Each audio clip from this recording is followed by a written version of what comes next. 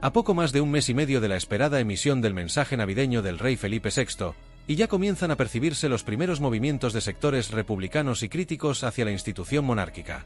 Entre estos destaca Gabriel Rufián, portavoz de Esquerra Republicana de Cataluña, ERC, un partido que forma parte del bloque de apoyo al gobierno de Pedro Sánchez. La postura de Rufián, conocida por su carácter directo y provocador, se alinea con la estrategia que su formación política ha venido aplicando de manera recurrente: utilizar cada oportunidad para relacionar la figura del monarca con los capítulos más oscuros y controvertidos de la historia española, como el régimen franquista. Este enfoque, aunque reiterativo, refleja un intento claro de mantener vivo el enfrentamiento ideológico con la monarquía, utilizando este tema como un pilar central de su narrativa política. Esta dinámica no es nueva. Cada año, tanto ERC como otros grupos republicanos y críticos de la monarquía muestran una oposición férrea al mensaje navideño del rey incluso antes de conocer el contenido del mismo. Este rechazo sistemático parece formar parte de una estrategia política diseñada para perpetuar la confrontación con la institución y mantener el foco mediático en torno a sus críticas. Este patrón reiterativo evidencia que, más allá de las palabras del monarca, lo que realmente importa para estos sectores es cuestionar la legitimidad y el papel de la corona en la actualidad. Un episodio particularmente polémico relacionado con este tema tuvo lugar durante la pasada temporada navideña, cuando Gabriel Rufián decidió utilizar su cuenta de Twitter como plataforma para lanzar una crítica que rápidamente se convirtió en objeto de discusión tanto en redes sociales como en medios de comunicación. En esta ocasión, el político independentista publicó una imagen histórica en la que se veía a un joven Felipe de Borbón estrechando la mano de Francisco Franco, el dictador que gobernó España durante casi 4 décadas. El mensaje que acompañaba la imagen era breve, pero cargado de intención: no hay que olvidar nuestros orígenes. Con este comentario, Rufián buscaba trazar un vínculo directo y simbólico entre la monarquía actual y el régimen franquista, uniendo ambos conceptos en el imaginario colectivo y avivando la polémica entre defensores y detractores de la institución. La publicación de Rufián no tardó en generar una enorme cantidad de reacciones, polarizando una vez más el debate público sobre la figura del rey y el papel que desempeña la monarquía en la España contemporánea. La estrategia del político catalán de emplear mensajes visuales e irónicos en redes sociales resultó eficaz para captar la atención de sus seguidores y detractores, quienes rápidamente tomaron posiciones en un intenso intercambio de opiniones. Mientras algunos respaldaban la crítica del portavoz independentista, otros señalaron que su acción era una simplificación oportunista y carente de contexto histórico. Lo cierto es que, como cada año, este tipo de maniobras no solo logra situar a la monarquía en el centro del debate político, sino que también reafirma el papel de figuras como Rufián en la escena mediática, especialmente en su uso de las redes sociales como herramienta para canalizar las tensiones ideológicas. En este contexto, el tuit de Rufián no solo alimentó la discusión sobre la corona, sino que también permitió que el político catalán mantuviera su protagonismo en un momento clave del calendario político. Entre las múltiples respuestas generadas por la publicación de Gabriel Rufián, hubo una que destacó especialmente por su contundencia e ingenio. Fue la del escritor Arturo Pérez Reverte, conocido por su estilo directo y su disposición para involucrarse en debates polémicos, quien logró desviar el enfoque del intercambio hacia un punto completamente inesperado. Con su habitual ironía y precisión, Pérez Reverte replicó afirmando que, en efecto, nadie debería olvidar sus orígenes.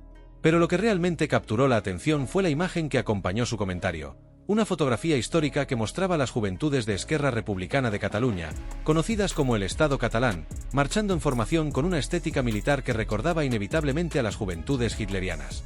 Este movimiento estratégico por parte del escritor no solo dejó en evidencia un capítulo incómodo de la historia de ERC, sino que también desmontó parcialmente la narrativa que Rufián buscaba construir con su tuit.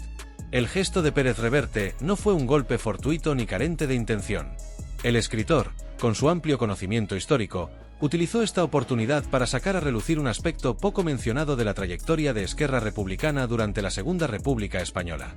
En su intervención, Pérez Reverte hizo énfasis en las similitudes entre estas juventudes, conocidas como los escamots, y las organizaciones juveniles fascistas que surgieron en Europa en la misma época.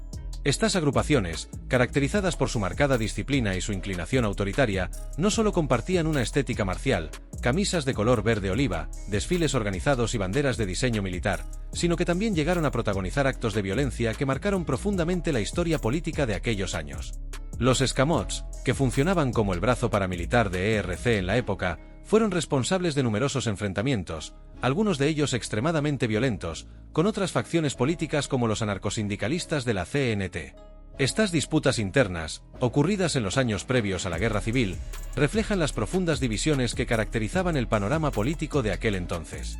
Pérez Reverte, al traer este episodio al debate, no solo respondió a la crítica de Rufián, sino que también subrayó una importante contradicción en el discurso del portavoz de ERC: criticar los orígenes de la monarquía mientras se obviaban ciertos aspectos problemáticos de la historia de su propio partido. La publicación de Pérez Reverte generó un impacto inmediato, especialmente entre quienes desconocían este capítulo de la historia de ERC. Muchos interpretaron su intervención como una lección de memoria histórica que cuestionaba la coherencia del ataque lanzado por Rufián contra la monarquía. Otros, sin embargo, vieron en este cruce de declaraciones un reflejo más de la polarización extrema que caracteriza al debate político en España, donde los argumentos históricos a menudo se utilizan como armas arrojadizas para desacreditar al oponente. Sea como fuere, lo que es innegable es que el comentario de Pérez Reverte consiguió redirigir la conversación hacia un terreno inesperado, dejando a Rufián en una posición incómoda y obligándolo a enfrentar las sombras del pasado de su partido. Al hacerlo, el escritor no solo desarmó parcialmente el ataque contra el rey, sino que también puso de relieve cómo las discusiones sobre los orígenes pueden volverse en contra de quienes las inician, especialmente cuando éstas se basan en simplificaciones que ignoran contextos históricos más amplios. Este episodio, lejos de ser anecdótico, dejó al descubierto una vez más cómo la historia sigue siendo un campo de batalla simbólico en la política española, donde cada detalle puede ser utilizado para reforzar o cuestionar las narrativas dominantes. La intervención de Arturo Pérez Reverte no solo tomó a muchos por sorpresa, sino que también generó una presión significativa sobre Gabriel Rufián, especialmente entre aquellos que no estaban familiarizados con este capítulo específico de la historia de Esquerra Republicana de Cataluña, ERC. Mientras Rufián trataba de establecer un vínculo simbólico entre la monarquía española y el franquismo, el escritor utilizó su conocimiento histórico y su capacidad para el debate para arrojar luz sobre las propias incongruencias del partido independentista catalán. Con su característico estilo mordaz y directo, Pérez Reverte evidenció que las acusaciones sobre los orígenes pueden volverse fácilmente en contra de quienes las esgrimen, destacando que el pasado de cualquier organización política, incluida ERC, puede estar plagado de episodios que no coinciden con los valores que afirman defender en la actualidad. Este intercambio desató un amplio debate en las redes sociales y en otros foros de discusión política, convirtiéndose en un tema candente de conversación. La respuesta de Pérez Reverte fue interpretada por algunos como una lección magistral de memoria histórica que obligó a Rufián a confrontar las contradicciones inherentes en el discurso de su partido. Al sacar a la luz los antecedentes de las juventudes de ERC durante la Segunda República, el escritor descolocó al portavoz independentista, quien se vio forzado a encarar un pasado que pocos estaban dispuestos a discutir abiertamente. Sin embargo, no faltaron quienes consideraron que este enfrentamiento no fue más que un reflejo de la intensa polarización que domina el debate público en España. Para estos críticos, el cruce de declaraciones ejemplifica cómo la historia a menudo se convierte en un campo de batalla simbólico, donde se utilizan hechos históricos como herramientas para desacreditar al adversario político en lugar de promover una reflexión genuina sobre el pasado y su impacto en el presente. Esta dinámica no solo perpetúa el conflicto ideológico, sino que también dificulta la posibilidad de alcanzar un entendimiento común sobre los temas históricos más controvertidos del país. En cualquier caso, lo que quedó claro es que Pérez Reverte logró desviar el foco de atención del ataque inicial de Rufián hacia una cuestión mucho más compleja y menos conocida: el pasado autoritario de las juventudes de ERC y su brazo paramilitar, los escamots. Al hacerlo, planteó una pregunta incómoda sobre la coherencia del discurso de un partido que busca presentarse como un defensor de los valores democráticos mientras carga con un legado histórico que incluye elementos claramente autoritarios. Para muchos, esta fue una demostración de la capacidad del escritor para enfrentar argumentos simplistas con una perspectiva histórica más matizada y contundente. Este episodio también puso en evidencia cómo las redes sociales amplifican estos enfrentamientos, transformándolos en eventos mediáticos que capturan la atención de millones de personas en tiempo real. Lo que en otro contexto podría haber sido un intercambio discreto se convirtió en una discusión pública de gran alcance, reflejando tanto el poder como los riesgos de las plataformas digitales en el debate político contemporáneo. Al mismo tiempo, subraya la importancia de la memoria histórica como una herramienta para cuestionar no solo a los oponentes políticos, sino también a las propias instituciones y narrativas.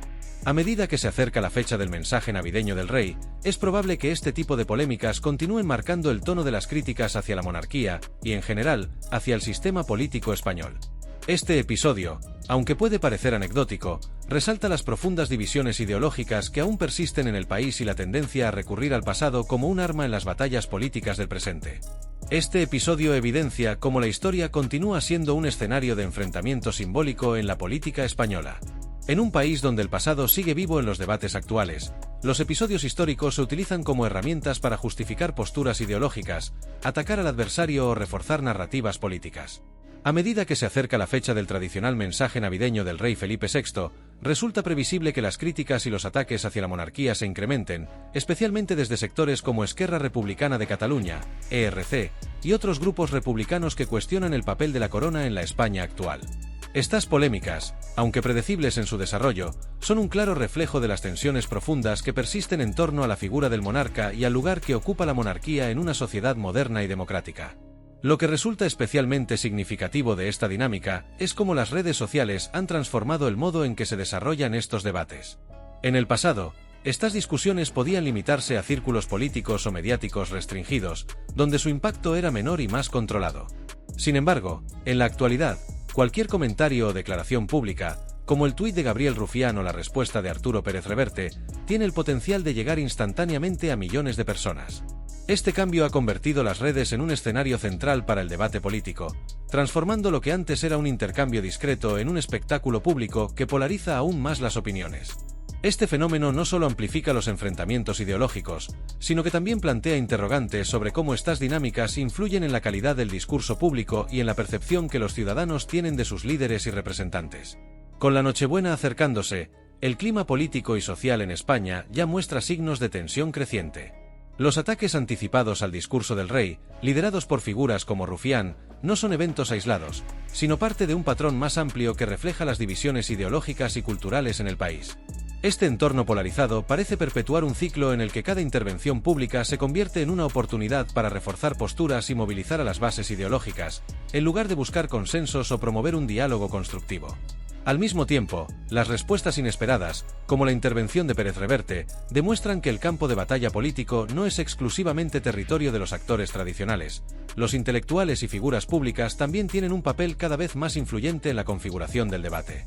Este cruce de declaraciones entre Rufián y Pérez Reverte pone en evidencia que, más allá de las tensiones inmediatas, la memoria histórica sigue siendo un terreno fértil para las confrontaciones ideológicas. En una sociedad que aún lidia con las heridas y los legados de su pasado, el uso del historial político e institucional como arma discursiva no solo aviva el debate, sino que también revela las profundas conexiones entre la historia y la política contemporánea. Este vínculo es un recordatorio de que los conflictos históricos no se encuentran en el pasado lejano, sino que continúan moldeando las narrativas y divisiones del presente. Mientras el rey Felipe VI se prepara para dirigirse a la nación en su discurso de Nochebuena, queda claro que cualquier palabra que pronuncie será objeto de un escrutinio meticuloso y de críticas inmediatas, tanto de sus opositores como de sus defensores. La capacidad de la monarquía para adaptarse y responder a las expectativas de una sociedad cambiante estará en juego una vez más, en un contexto donde el debate sobre su relevancia es más intenso que nunca. Al mismo tiempo, episodios como este destacan que, en el ámbito del discurso histórico y político, siempre hay espacio para sorpresas, recordándonos que la historia no solo informa nuestro presente, sino que también lo complica y lo enriquece de maneras inesperadas. No olvides suscribirte si te ha gustado la noticia, dar a like y activar la campanita para no perderte ningún vídeo.